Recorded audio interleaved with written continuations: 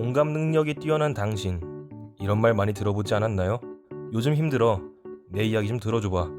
이런 말로 시작되는 고민들을 집중해서 듣다 보면 우리는 점차 상대방의 고통에 대한 공감을 하게 됩니다. 만약 상대방이 고민들을 다 풀어놓은 후 안정감을 느낀다면 우리는 이야기에 공감해준 사람으로 생각되고 서로의 사이는 더 돈독해지곤 하죠. 하지만 친구들의 이야기를 계속해서 듣다 보면 정작 내 이야기는 누가 들어주나 싶기도 하고 내 스스로가 남들을 위한 감정의 배출구, 즉 감정 쓰레기통이 된 것은 아닌가 하는 생각이 듭니다. 동시에 점점 지친다는 느낌을 가지게 되죠. 이는 단순히 느낌일 뿐일까요? 지금부터 논문들을 토대로 알아보겠습니다. 뇌스캔 등과 같은 기술이 발전하면서 뇌과학의 영역에서 공감에 대한 연구가 활발히 이루어져 왔는데요. 이 연구에 큰 획을 그은 것이 바로 거울 뉴런의 발견입니다. 뇌의 여러 곳에 분포하고 있는 거울 뉴런은 다른 사람들의 행동을 관찰하기만 해도 직접 행동할 때와 똑같이 반응하죠.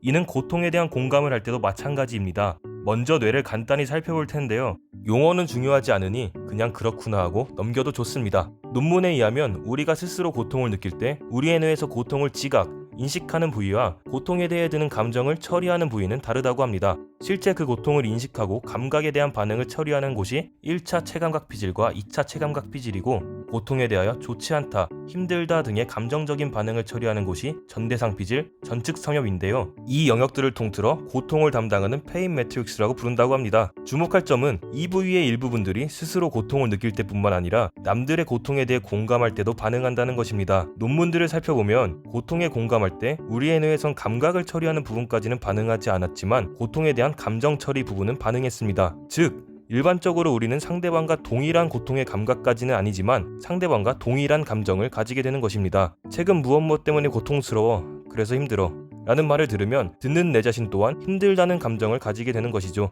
따라서 타인의 고통을 관찰하거나 고민을 들어주는 등 고통에 대한 공감을 해주는 일들을 지속적으로 하다 보면 그 감정들을 그대로 내 것인 듯 느끼게 되고 이는 결국 정신적 탈진, 번아웃으로 이어져 지치게 되는 것입니다.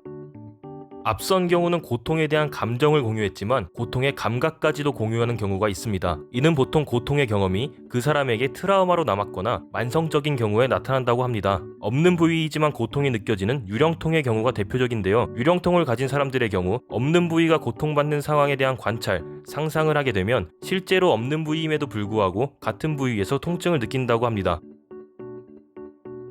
남들의 고민, 고통을 들어주고 이해해주는 것은 사회적 동물로서 자신의 위치를 확고히 하고 서로의 관계를 돈독히 하는데 분명히 도움이 됩니다. 하지만 자신마저 갉아먹으면서까지 무조건적인 수용, 고통 분담은 불필요합니다.